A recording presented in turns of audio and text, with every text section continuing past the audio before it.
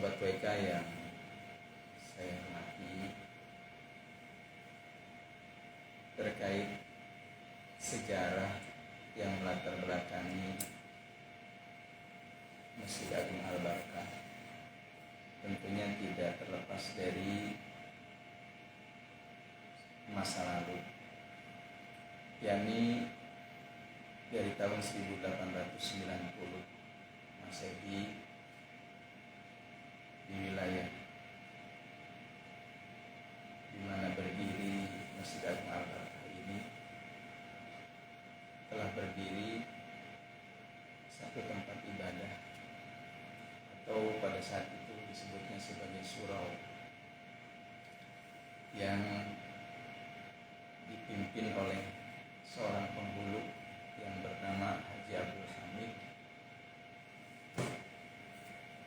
Surau itu berdiri di atas tanah seluas 3.370 meter, wakaf dari seorang yang bernama Haji Bahrum,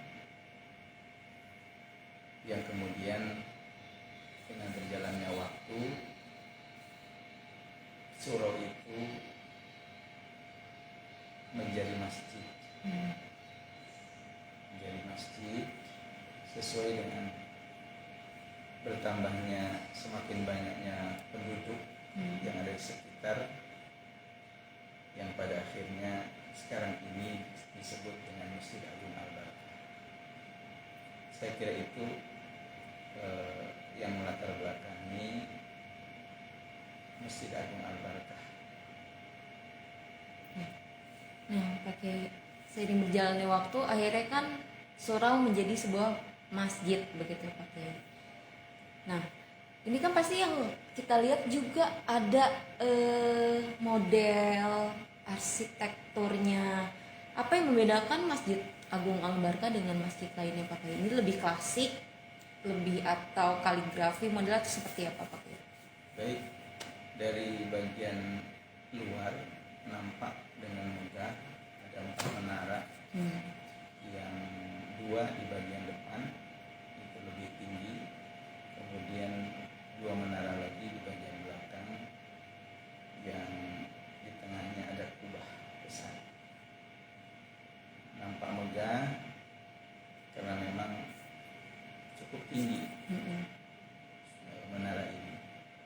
Kemudian untuk bagian dalam, ketika Sobat WK menghampiri bagian dalam, itu sudah nampak dari daun pintu yang begitu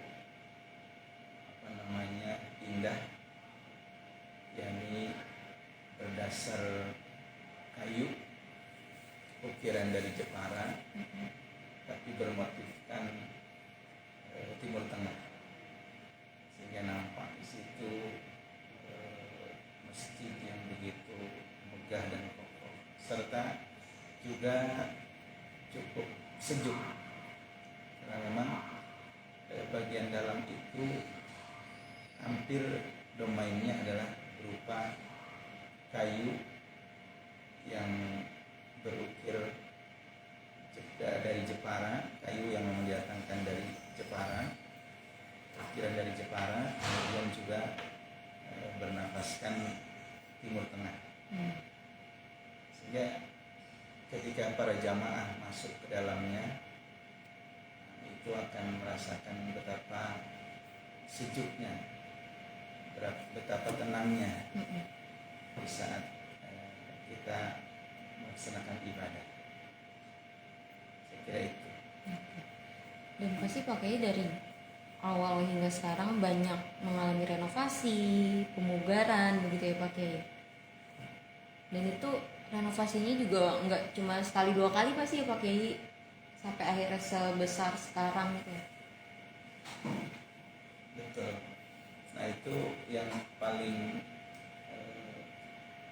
besar ataupun yang paling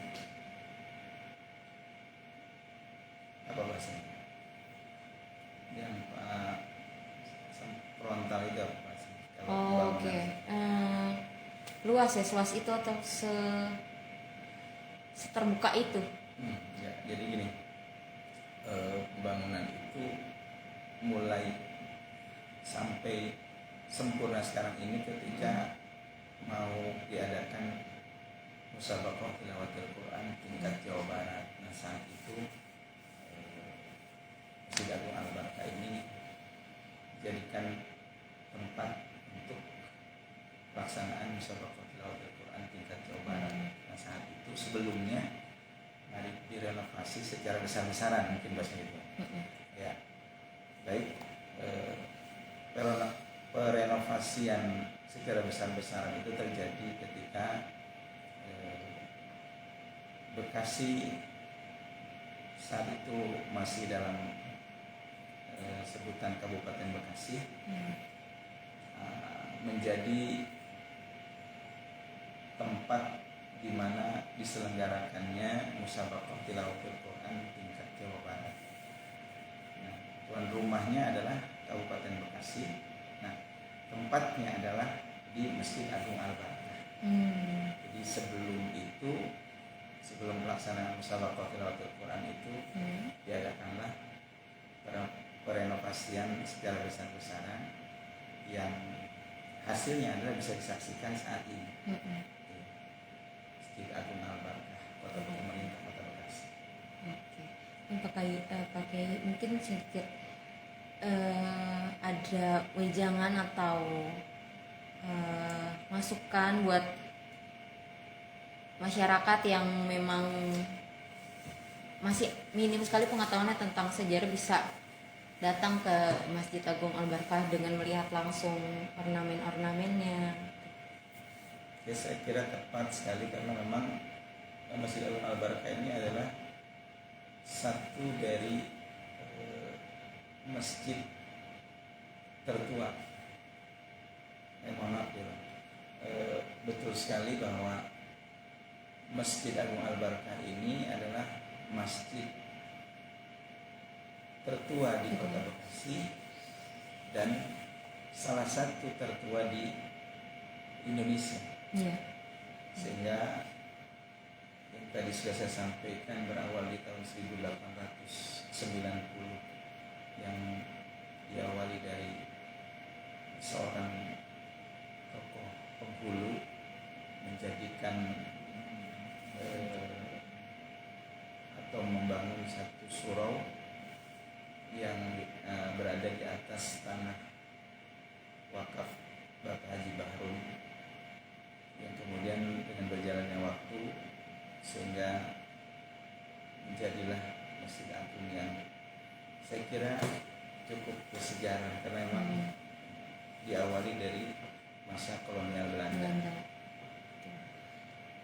Dan Pak Haji ini juga menjadi saksi giginya perlawanan para pejuang ya. Betul, karena memang di belakang Masjid Agung Al-Barkah ini juga ada satu kuburan makam dari seorang pejuang yang bernama M. Hasibuan, yang kemudian namanya juga diabadikan di salah satu jalan jalan di wilayah Kota Bekasi.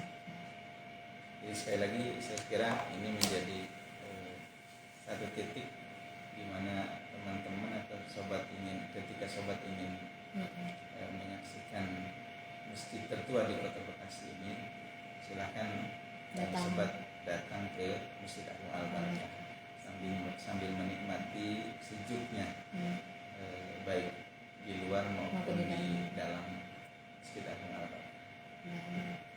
Baik Pak Kiai, terima kasih banyak atas informasi atau edukasi nih buat teman-teman yang apalagi bulan Ramadan ini khususnya daerah Bekasi masih bingung mau sekalian belajar religi begitu ya Pak Kiai, bisa langsung datang ke Masjid Agung Al-Barkah. Pak Kiai, terima kasih banyak, semoga sehat selalu dan lancar ibadah puasanya Pak Kiai.